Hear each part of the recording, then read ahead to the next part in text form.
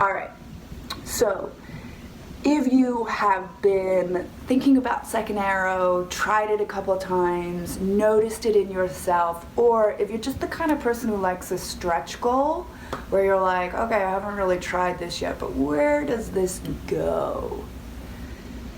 Like, how far can we take this? How profound can this be? We're going to talk about some of those deeper, more expansive, sort of life-changing aspects of this teaching. And insight teaching doesn't really last 2,000 years. It does not get passed down from person to person to person to person to person again and again, 20 sometimes, 30 sometimes, unless there's something really deep. You can engage on it, you can engage with it on the sort of superficial level of I'm just going to notice when I am self-inflicting pain, when I've been triggered. And then because I've been triggered, my mind starts spiraling downward with a series of exaggerated mental formations. Or when I get triggered by a hurt, I start self-bullying myself. Maybe because when I was younger, I saw a mentor or a family member trying to bully themselves out of a hard time. Or my mind starts very quickly starting to go into comparative thinking, where it puts me on the bottom of the comparative thinking rubric, and it says, you're no good, bad things happen to you, you know, you broke up with your girlfriend, or your girlfriend broke up with you, it's because you're a loser. You're then over-identifying with a difficult thing. You know, this always happens to me. This is just who I am. I never get out of this.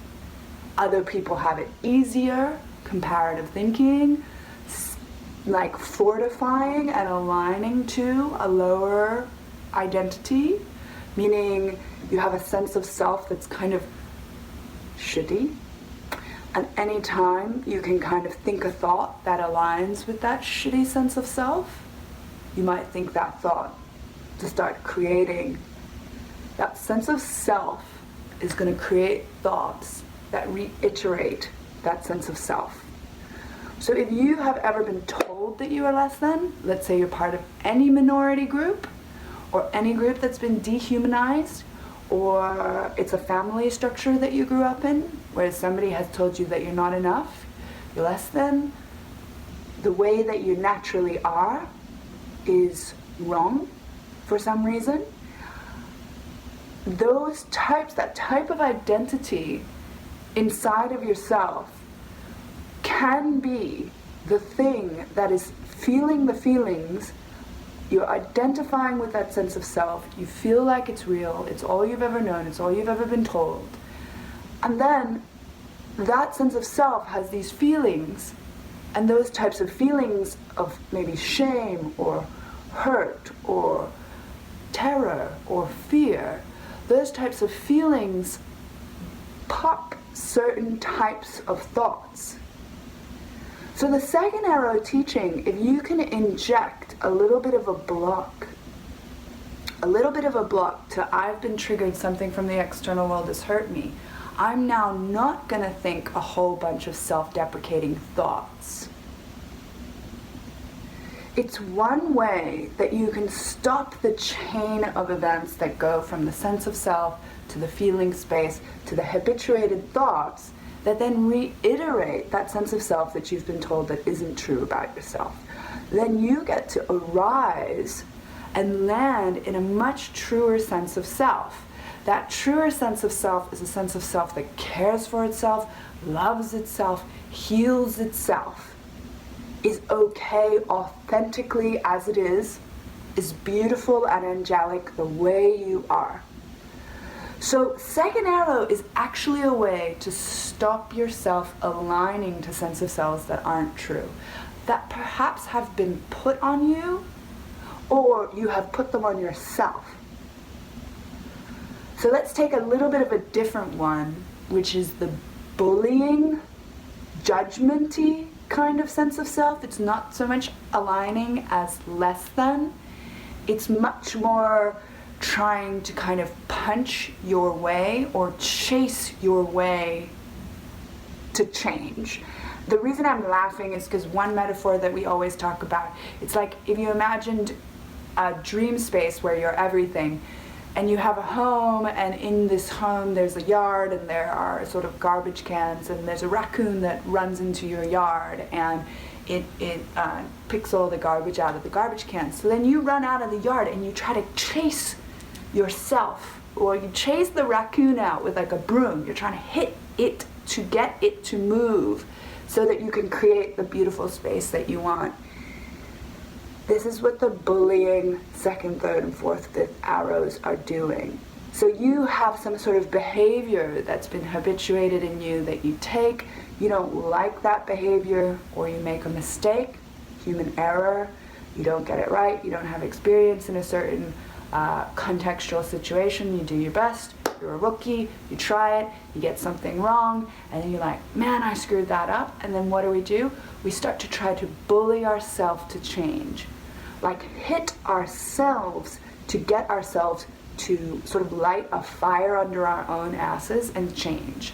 So this type of second, third, fourth, fifth, sixth arrow can look and feel like, cut it out, you gotta focus, you gotta stop this BS, like stop doing these things, you need to like get it together, right?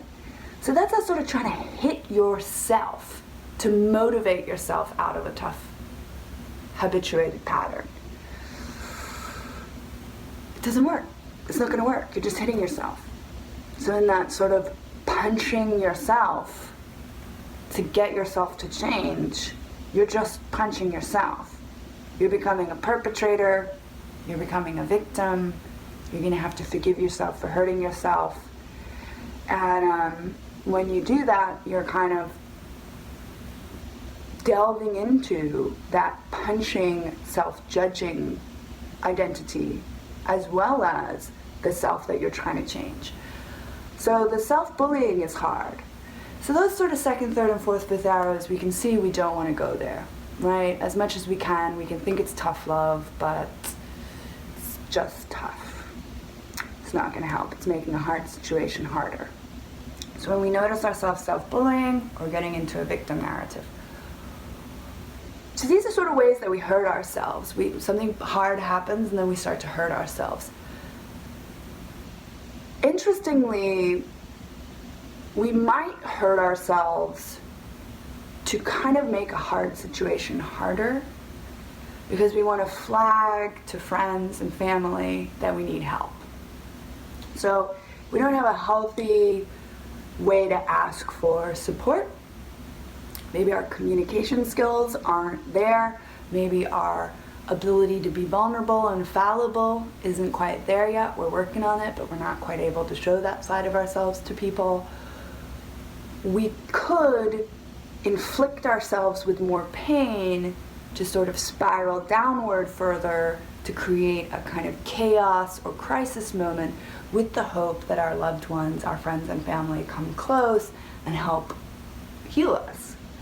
So what's profoundly surprising but really, really real is that the desire for intimacy, to have people close to you, for a lot of us can be stronger than the desire to avoid pain. So that sort of starts to make a lot of sense as to why people spiral downward, why we have these mental formations that are negative and self-hurting. Another thing that we might do is, if intimacy is too much for us, we can self-inflict pain, withdraw, pick fights, push people away, just do something that's so sort of destructive and crazy that all the people in our lives are like, I can't be around you anymore. If we have a sort of avoidant feeling in and around people being close to us, we can self-inflict pain to drive people away. All I'm trying to show you here is that there are a lot of reasons why, very reasonable reasons why very smart, very sophisticated, very deft, amazing, sentient beings might hurt themselves. So you can release yourself from this sort of why do we do this to ourselves? Let go of all of that. Say, I know there's a whole bunch of really great reasons why human beings do this to themselves. When I say really great, I mean really reasonable. I mean, none of this is great, right? Once you start to see it, that's the insight. You're like, oh, I understand why people do that to themselves. I understand why I might do that to myself, but I don't want to do that anymore. The minute you see it, you're like, I don't want to do that anymore. So that's where you're going to identify that second arrow. You're going to notice what your pattern of self-inflicting pain, of these thoughts that come and spur in your mind that are not helpful, that are not nourishing, that are not sweet talk. You can have thoughts, they could be talking very sweetly to yourself versus talking very angrily or meanly or reiterating a victim narrative or a sense of self that's less than. So what happens when we subside those thoughts? When we have this insight and we can kind of put a wrench in the habituated pattern of thinking that spreads on and on and on and on and exaggerates, it's a momentum. One thing leads to the next, leads to the next, leads to the next. When we can stop that pattern, then you're going to dip into an internal space, and that internal space is going to have space. It's not going to be full of thoughts. And from that space, subsiding that symptom, these second, third, and fourth, and fifth arrows or subsequent mental formations are symptoms of the first hurt. And you're going to have a lot more ability to kind of get to the root of things. So we are actually addressing the symptom versus the root. But we're eradicating these sort of self-hurting second round of self-deprecating thoughts or self-bullying thoughts. So once we treat that symptom, we then have the power and space to address the first issue. The first issue is from the external world, usually. It's a pain that's come from the external world or something that has triggered you back to a pain from the external world. Then you're going to be able to be much more present with what's actually happened, instead of lost in a world of delusionary thoughts. So you're going to really be able to be in the world with an awareness that's not distracted or caught up in senses of self that aren't real, thoughts that aren't real, a very introspective, looping mind. And your mind's going to have space to turn to the exterior world, see what happened, and then fix it, heal from it. Sew some sutures on that first arrow, bandage yourself up. So once we start having that internal space of compassion and healing, you're then going to be able to inform your external world. Let's just point to friends and family right now. Friends who you love, family who you love, is going to respond a little bit differently to a person who has that type of mind space and awareness. So that's going to shift and change your external world right away.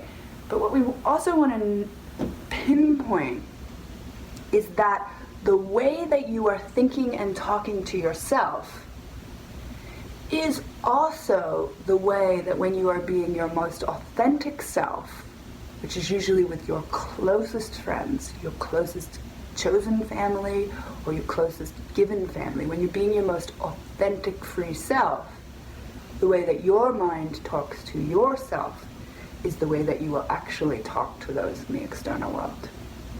So when you say, identifying yourself, my second arrows are self-bullying thoughts, my second arrows are comparative thinking thoughts, my second arrows are self-deprecating talk, my second arrows are thoughts that align with the sense of identity that I have, that my father gave me when he told me I was useless or disgusting when I was smaller.